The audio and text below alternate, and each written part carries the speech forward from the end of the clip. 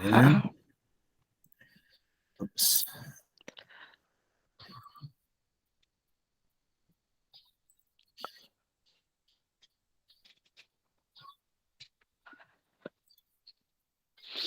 Okey, dah keluar.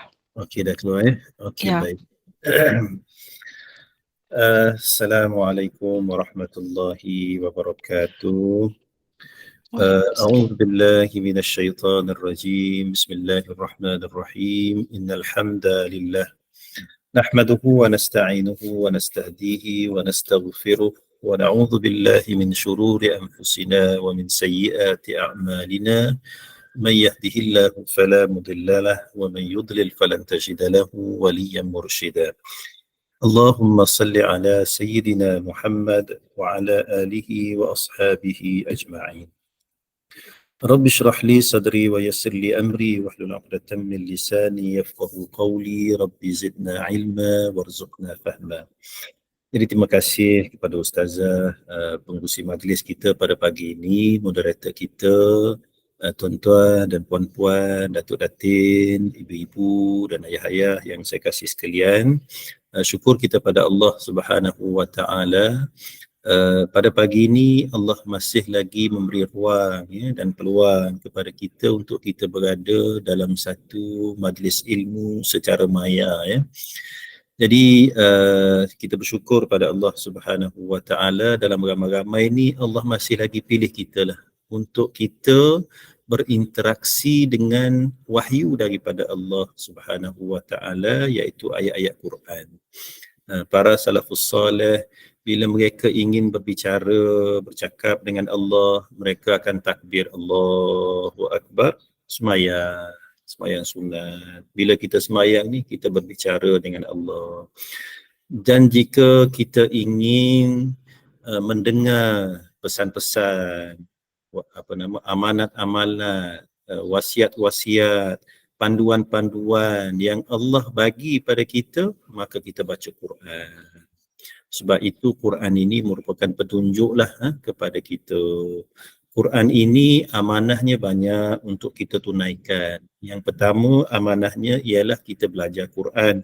Ta'allamul Quran wa yu'allimuhan nas. Belajarlah Quran dan kamu ajarlah pada manusia.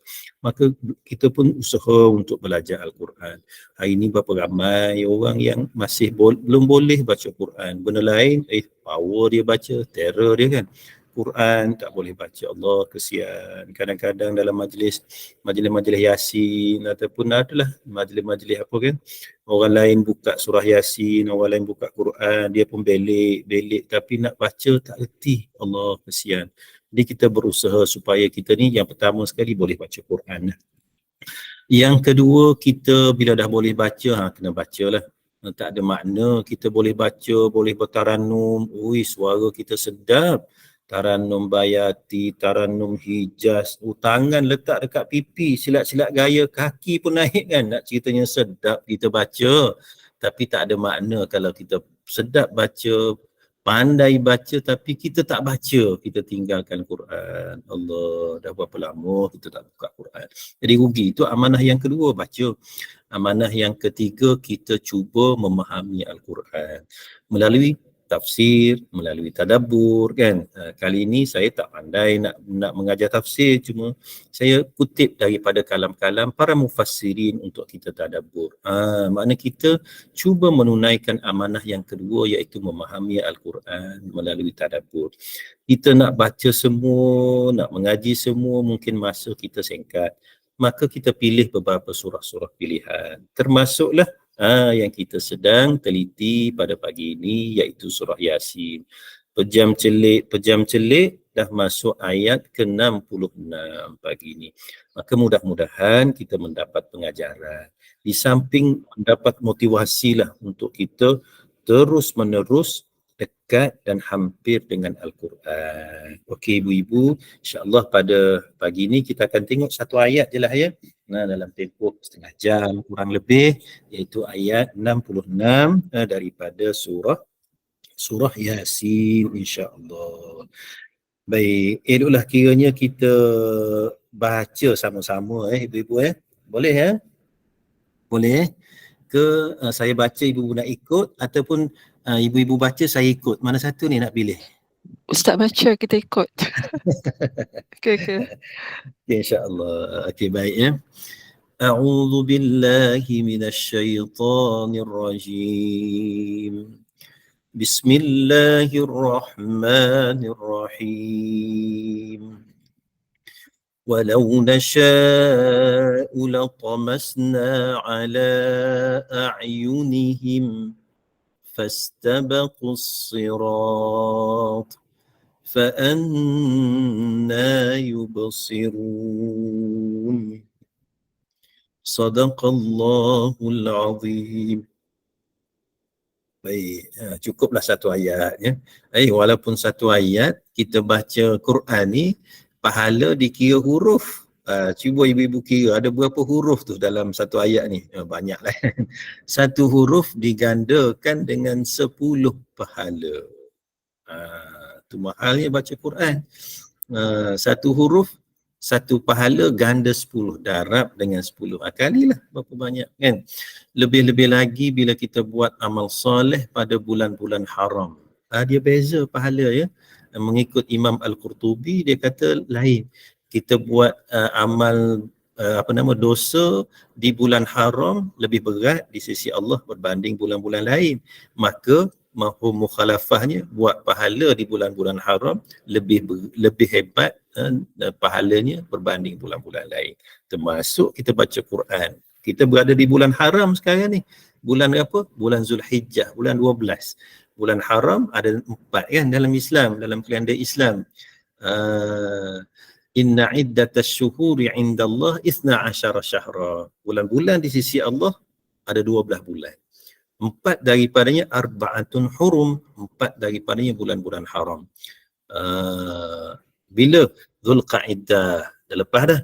Zulhijjah ni bulan ni lah, hari ni berapa? 23, 24 hari ni kan. Kemudian Al-Muharram, bulan haram juga. Kemudian gap lama, masuk bulan yang ke-7 iaitu bulan Rajab. Itu pun bulan haram. Fala tuzlamu anfusahum fihi, kan. Jangan kamu menzalimi diri kamu pada bulan-bulan tersebut. Antaranya disebut oleh Al-Imam Al-Qurtubi, dia kata jangan melakukan perkara dosa, kerana dosa pada bulan tersebut maknanya berat di sisi Allah berbanding dosa bulan yang lain. Jadi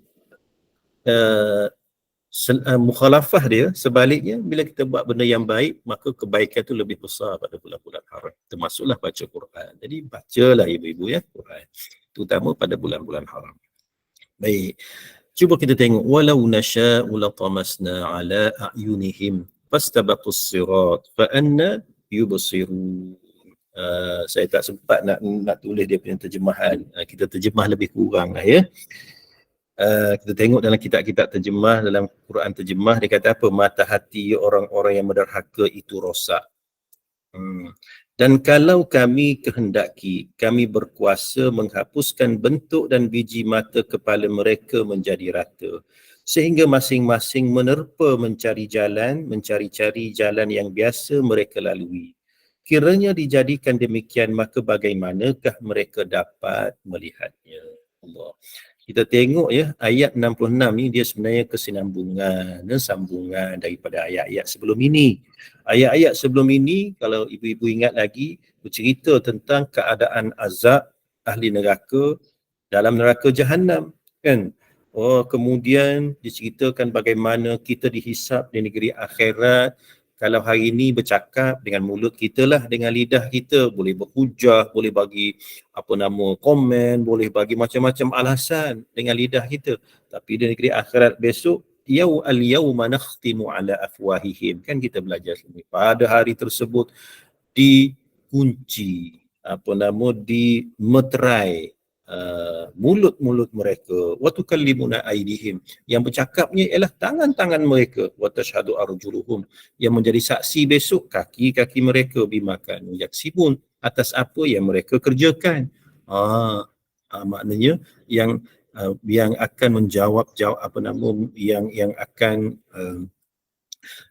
memberi bukti tentang amalan kita dan di akhirat, salah satunya ialah anggota badan kita selain daripada lidah kita. Kemudian Allah sambung ni ayat 66 ni, walau nasha'u latamasna ala a'yunihim. Kalaulah kami kehendaki, kata Allah, nescaya kami akan latamasna ala a'yunihim, nescaya kami akan hilangkan pandangan mereka, maksudnya penglihatan mereka. Fastabaqus sirat, maka bila asalnya boleh melihat elok, tiba-tiba buta, tak dapat melihat. Terkejutlah. Fastabaqus sirata fa anna yubsiru. Bila terkejut tu, ya Allah, meraba-raba, menerpa kelam kabut mencari jalan masing-masing. Fa anna yubsirun. Jika jadi demikian, maka bagaimanakah mereka akan melihat? Jadi ibu-ibu dan ayah-ayah yang saya kasih sekalian, ayat ini menceritakan kepada kita tentang Allah, betapa Allah Subhanahu wa taala memberi gambaran mahalnya sebuah hidayah Allah, dan betapa Allah Subhanahu wa taala itu segala-galanya kehendak yang berlaku ini di atas kehendak Allah ataupun iradah Allah. Allah mampu buat apa saja di atas kehendaknya. Apa kata salah seorang ahli ta'wil ataupun ahli tafsir yang juga merupakan sepupu baginda Nabi SAW, Abdullah ibn Abbas. Kata Abdullah ibn Abbas, ayat ini dia kata, la'amainahum 'anil huda fala yahtaduna abadan ila tariqil haqq. Kata Abdullah ibn Abbas, akan dibutakan hati-hati mereka akan hidayah Allah. Allah tutup hati daripada hidayah. Jadi bila dah hati kita ini tertutup daripada hidayah, maka Allah fala yahtaduna abada, maka kita tidak mendapat petunjuk selama-lamanya. Petunjuk apa? Jalan yang benar ini. Allahu akbar. Kalau kita buta mata, kita boleh melihat, tiba-tiba Allah uji dengan sakit menyebabkan mata tak nampak, kan? Boleh gagah lagi atas dunia ni. Berapa ramai orang yang diuji oleh Allah dengan hilang penglihatan tetapi hebat. Berapa ramai profesor-profesor yang mata tak nampak. Saya dulu sempat belajar dengan seorang guru Quran, belajar di Timur Tengah dulu. Guru kami ni buta tapi Masya Allah, kan? Dia punya hafazan dia punya ilmunya tentang ilmu tafsirnya mengatasi orang yang celik. Itu atas dunia, kan? Itu adalah penglihatan yang zahir. Tapi bila hati dah buta, mata buta, kita boleh meraba-raba lagi, boleh minta bantuan orang lagi, orang boleh hajar pada kita lagi, boleh tunjuk pada kita, bagi arahan, kita ikut lagi. Itu mata yang zahir. Tapi kalau mata hati kita buta, maka kita tidak mampu untuk mendapat hidayah daripada Allah Subhanahu wa taala. Jadi Allah bila tak nampak hidayah, apa maknanya? Maknanya tak nampak petunjuk, maka sesatlah kita. Bila kita sesat atas dunia daripada petunjuk Allah, maka tempat kita di akhirat juga tempat yang sangat pedih, neraka Allah. Kita minta jauh, tuan-tuan, ya. Sebab itu bila kita tengok dalam kitab-kitab lama, kan, hidayah ini kadang-kadang sebahagian ulama dibahagikan kepada dua jenis hidayah ni. Yang pertama, hidayatut taufiq. Hidayah taufik. Hidayah untuk beriman kepada Allah, hidayah untuk menjadi Islam, hidayah untuk percaya pada perkara-perkara yang wajib kita percaya. Maknanya beriman dah. Ini hidayah yang sangat besar, yang tiada galang ganti ni. Baik macam mana pun tapi tidak ada hidayah taufik, tidak ada hidayah iman, tidak ada hidayah Islam, maka rugi yang teramat sangat. Dan Rasulullah SAW pernah berlaku dalam kisah dengan pakcik Nabi sendiri yang namanya Abu Talib, kan. Siapa yang jaga Nabi selepas kewafatan bonda Rasulullah, selepas kewafatan datuk baginda Nabi Abdul Muttalib, yang jaga Nabi Abu Talib, pakcik dia. Abu Talib tu yang jaga. Jaga dengan penuh kasih sayang, jaga dengan melebihi sayangnya kepada anak-anak sendiri. Kemudian setelah Rasulullah dilantik menjadi Nabi dan Rasul, yang mempertahankan Rasulullah Abu Talib. yang menghalang orang Quraisy daripada mengganggu Nabi, menyakiti Rasulullah ialah Abu Talib. Orang yang banyak membantu dakwah Nabi tetapi tidak mendapat hidayah taufik daripada Allah Subhanahu wa taala hingga ke akhir hayat. Sehingga baginda Nabi sangat sedih waktu di saat-saat kematian. Sehingga Rasulullah kata, wahai bapaku, wahai pakcikku, katakanlah asyhadu an la ilaha illallah wa anna muhammadar rasulullah. Kamu sebut je asyhadu an la ilaha illallah wa anna muhammadar rasulullah, tiada Tuhan yang layak disembah selain daripada Allah, dan Rasulullah itu pesuruh Allah. Nescaya aku akan berhujah di hadapan Allah besok. Tapi ringkas kisahnya tidak mendapat petunjuk daripada Allah. Akhirnya meninggal dalam agama asalnya. Dan baginda Nabi sangat sedih. Walaupun itulah pakcik Nabi sendiri yang paling sayang pada Nabi. Allah. Sebab itu turun ayat, innaka la tahdi man ahbabta walakinna Allah yahdi man yasha. Sesungguhnya kamu tidak mampu untuk memberi hidayah kepada siapa-siapa pun, walaupun kamu seorang Nabi dan Rasul yang manusia yang paling aku sayang, kata Allah. Dan innallaha yahdi man yasha. Allah lah yang memberi petunjuk hidayah kepada mereka-mereka yang dikehendaki oleh Allah. Itulah ibu-ibu mahalnya sebuah hidayah. Oleh yang demikian kita disuruh, kita dibimbing setiap waktu, setiap hari, paling kurang 17 kali kita kena minta hidayah dengan Allah. Bila tu? Waktu kita semayang. Waktu kita baca Fatihah tu. Ihdinas siratal mustaqim. Ihdina ya Allah. Berilah petunjuk hidayah kepada kami ya Allah akan jalan yang lurus. Apa dia siratal mustaqim? Ibn Abbas juga mengatakan ialah jalan Islam. Kan kita dah Islam, mak ayah kita Islam kan, dalam IC siap tulis lagi Muslim, Islam agama kita. Kenapa perlu setiap masa kita minta hidayah Allah? Perlu. Kerana hidayah itu milik Allah. Kita minta supaya Allah tunjukkanlah aku jalan yang lurus, tunjukkanlah aku jalan Islam ya Allah. Sepanjang masa tu kita minta paling kurang 17 kali. Sebab itu waktu kita semayang ibu-ibu biar hadirlah dalam hati kita waktu kita baca Fatihah tu. Waktu kita tengah qiyam tu kan, kita qiyam macam mana? Tangan, nampak tangan saya, tangan kanan di atas, tapak tangan kanan di atas tangan kiri tu kan, kita letak. Dia ada 3 tempat kita letak. Boleh nampak tak? Satu, ni mazhab kita Syafi'i lah. Satu, kita letak tapak tangan kanan di atas tangan kiri, ataupun kita tangan kanan tu, tangan kanan kita memegang pergelangan tangan pun boleh juga, ataupun memegang pangkal lengan. Jadi 1, 2, 3. Pilihlah mana satu yang paling mudah kita letak. Kemudian kita letak di mana? Kalau mazhab kita Syafi'i, atas pusat, bawah dada kan.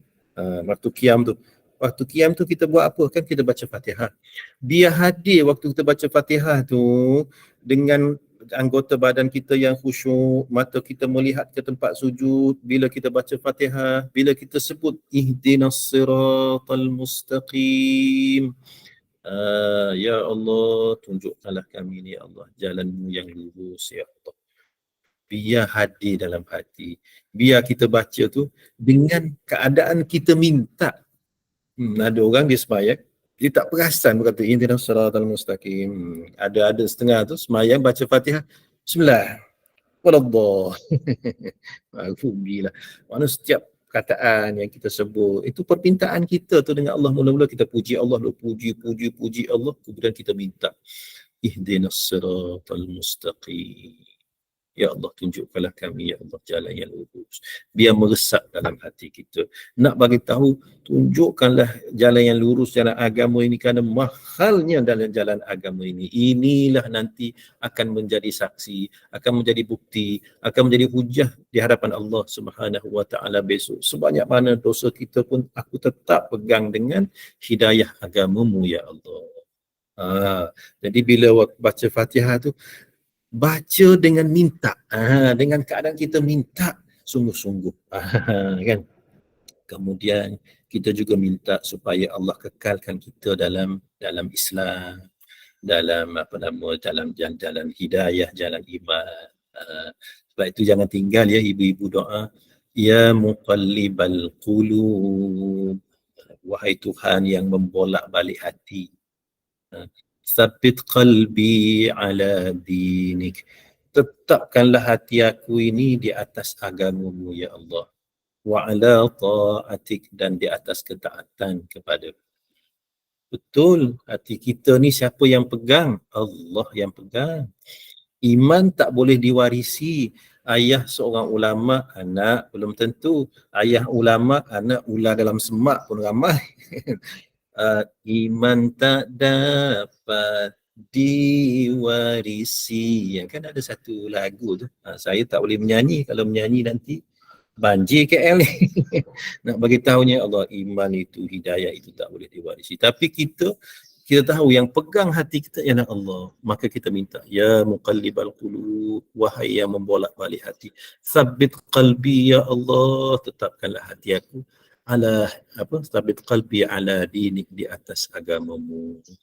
Allahu Akbar. Anak-anak kita, cucu-cucu kita hari ini ya, ibu-ibu ya, berdepan dengan pelbagai cabaran yang berat.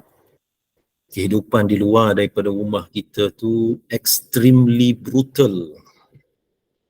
Anak kita duk pegang gadget tiap-tiap hari 24 jam main dengan gadget. Sekarang ni apa-apa benda dia tanya ChatGPT, entah betul entah salah kan. Jadi kalau dia percaya pada yang tu sahaja, Allah, kita bimbang. Sebab itu didiklah anak-anak kita supaya didik dengan didikan agama yang betul, asas akidah yang benar, supaya tidak terpesong daripada akidah yang benar dan betul ahli sunnah wal jamaah.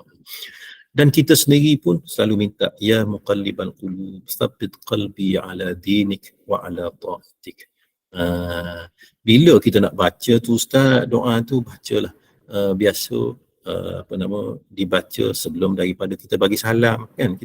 Saya akhir tu, lepas kita baca tahiyat, saya akhir kita selawat ke atas Nabi, selawat ke atas keluarga Nabi, selawat Ibrahimiyah kan, kita baca doa-doa, macam-macam doa kita baca. Selitkan satu doa, ya muqallibal qulub, wahai Tuhan yang membolak-balik hati, tsabbit qalbi, tetapkanlah hati aku ini ala dinik, atas agama kamu ya Allah. Janganlah hari ni aku elok je akidah aku, esok terpesong. Tak nak kita tuan-tuan, tak nak kita terbuat benda-benda yang khurafat, benda-benda yang boleh membawa syirik pada Allah Subhanahu wa taala dengan amalan kita, perbuatan kita ke, dengan lisan kita ke, dengan iktiqad kita ke, minta jauh ya. Sebab itu mintalah dengan Allah supaya Allah tetap kita dalam hidayah Allah melalui dua doa tadi kan. Satu, surah Fatihah kita baca. Yang kedua, ya muqallibal qulub, jangan tinggal. Satu lagi yang biasa, yang ini pun ada dalam Quran, doa yang maktub. Rabbana la tuzigh qulubana ba'da idh hadaitana wa hab lana min ladunka rahmah. Rabbana la tuzigh qulubana, ya Allah jangan dikau tuzigh qulubana, memesongkan hati kami lah, ba'da idh hadaitana, selepas daripada kamu bagi hidayah pada kami. Janganlah ditukar, dihilangkan, dicampak, dibuang iman kita dalam hati kita. Selalulah baca dan mintalah sungguh-sungguh dengan Allah Subhanahu wa taala sehingga selama-lamanya. Allahumma ahyina bil iman, ya Allah hidupkanlah aku ni, kami ni ya Allah dalam iman. Wa amitna bil iman, mintalah aku ni mati aku dalam iman ya Allah, husnul khatimah. Itulah yang kita minta. Maknanya mahalnya hidayah Allah, maka mintalah hidayah daripada Allah Subhanahu wa taala. Itu satu. Yang kedua, kalau kita tengok dalam tafsir Al-Qurtubi, dinyatakan pandangan di sisi Al-Hasanul Basri. Hasan al-Basri mengatakan maksud ayat ini ialah la taraknahum umyan yataraddadu, kami tinggalkan mereka dalam keadaan buta dan yataraddadun, bolak-balik. Kan? Maknanya Allah di negeri akhirat, atas dunia mereka ini celik, tapi sampai di negeri akhirat besok dibutakan oleh Allah Subhanahu wa taala. Lagi susah ya, lagi susah. Dan Dalam ayat ini Allah menyatakan walau nasya, kalau kami kehendaki. Maknanya segala yang berlaku itu siapa yang paling berkuasa? Allah. Atas yang berlaku ini atas segala iradah dan kehendak Allah. Kita ni hamba yang sangat lemah, tak mampu kita nak buat apa-apa. Kita ada kat sini nak angkat tangan macam ni, kalau Allah tak izin, tak mampu kita.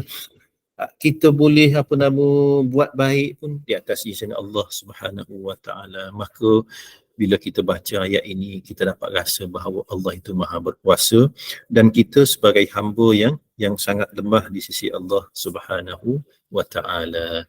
Jadi saya kira kesimpulan daripada tadabbur kita pada pagi ini, bahawa ayat 66 daripada surah